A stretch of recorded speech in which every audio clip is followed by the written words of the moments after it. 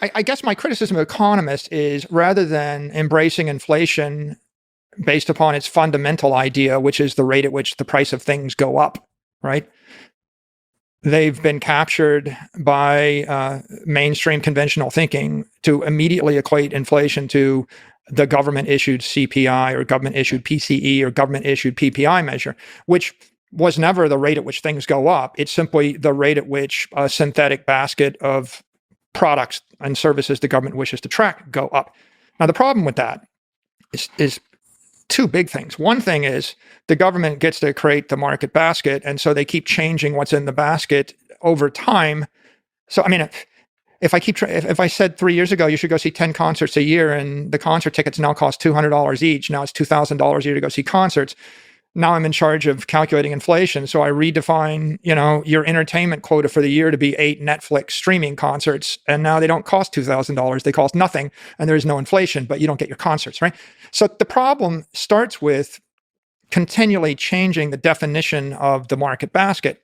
But in my opinion, that's not the biggest problem. The more egregious problem is the fundamental idea that assets aren't products or services. Assets can't be inflated. What's an asset? A house, a share of Apple stock, a bond, a Bitcoin is an asset, or a Picasso painting. So, not a consumable good, not not an apple that you can eat. Right. If I throw away an asset, then I'm not on the hook to track the inflation rate for it. So what happens if I change the policy such that, let's take a classic example, $1 million bond at a 5% interest rate gives you $50,000 a year in risk-free income. You might retire on $50,000 a year in a low-cost jurisdiction. So the cost of Social Security or early retirement is $1 million when the interest rate is 5%. During the crisis of March of 2020, the interest rate on a 10-year bond went to 50 basis points. Okay, so now the cost of that bond is $10 million. Okay, the cost of Social Security went from $1 million to $10 million.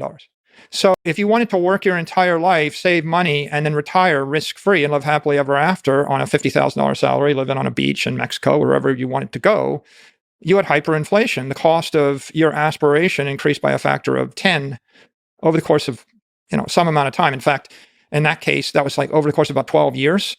Right, as the inflation rate ground down, the asset traded up, but the conventional view is, oh, that's not a problem because it's good that it's good that the bond is highly priced because we own the bond. Or what's the problem with the inflation rate in housing being 19%? It's an awful problem for a 22-year-old that's starting their first job, that's saving money to buy a house. But it would be characterized as a benefit to society by a conventional economist who would say, well, housing asset values are higher because of interest rate fluctuation, and now the economy's got more wealth. And so that's viewed as a benefit. So what's being missed here, like the suffering of the average person, or the struggle, the suffering, the pain of the average person, like metrics that capture that within the economic system. Is it when you're talking about one way to say it is a conventional view of inflation as CPI understates the human misery that's inflicted upon the working class and on mainstream companies by the political class. And so it's a massive shift of wealth from the working class to the propertied class. It's a massive shift of power from the free market to the centrally governed or the controlled market. It's a massive shift of power from the people to the government. And maybe one more illustrative point here, Lex, is what do you think the inflation rate's been for the past 100 years? Are we talking about the scalar again? If you took a survey of everybody on the street and you asked them, what do they think inflation was? What is it? You remember when Jerome Powell said our target's 2%, but we're not there? Mm-hmm. If you go around the corner, I have posted the deed to this house sold in 1930. Okay, and the number on that deed is $100,000, 1930. And if you go on Zillow and you get the Z estimate, is it higher than that? No. $30,500,000. Yeah. So that's 92 years, 1930 or 2022, and in 92 years we've had 305x increase in price of the house. Now, if you actually back calculate, you come to a conclusion that the inflation rate was approximately 6.5% a year, every year, for 92 years. Okay, and there's nobody nobody in government, no conventional economist that would ever admit to an inflation rate of 7% a year in the US dollar over the last century.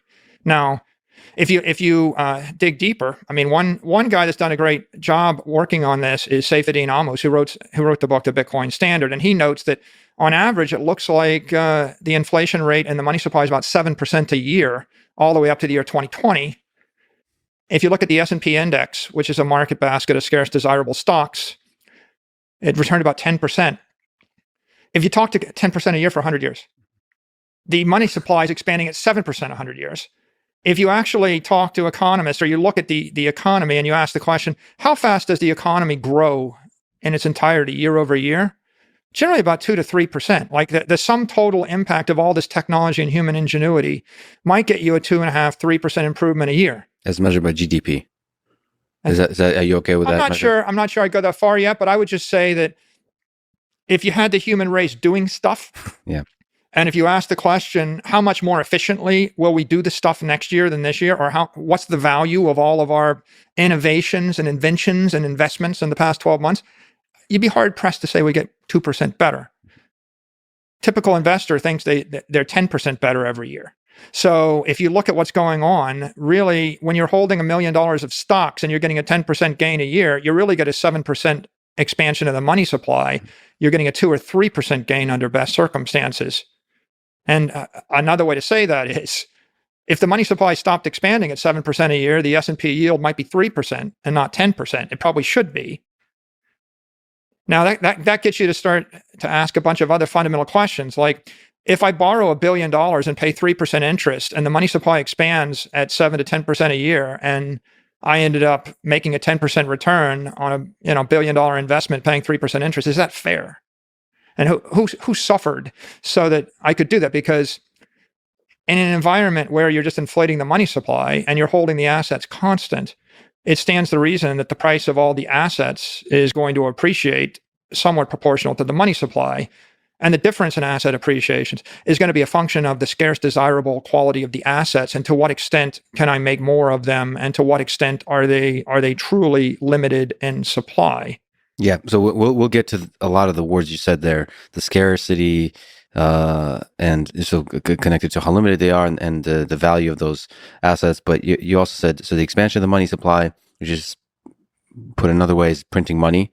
And so is that always bad, the expansion of the money supply? Is this just to put some terms on the table so we understand them? You nonchalantly say it's always on average expanding every year. The money supply is expanding every year by 7%. That's a bad thing. That's a universally bad thing. It's awful. But I guess to be precise, it's the currency. Money. I would say money is monetary energy or economic energy, and the economic energy has to find its way into a medium. So if you want to move it rapidly as a medium of exchange, it has to find its way into currency. But the money can also flow into property, like a house or gold. If the money flows into property, it'll probably hold its value much better. If the money flows into currency, right? If you had put $100,000 in this house, you would have 305x return over 92 years. But if you had put the money, $100,000 in a safe deposit box and buried it in the basement, you would have lost 99.7% of your wealth over the same time period. So the expansion of the currency creates a massive inefficiency in the society, what I'll call an adiabatic lapse. What we're doing is we're bleeding the civilization to death.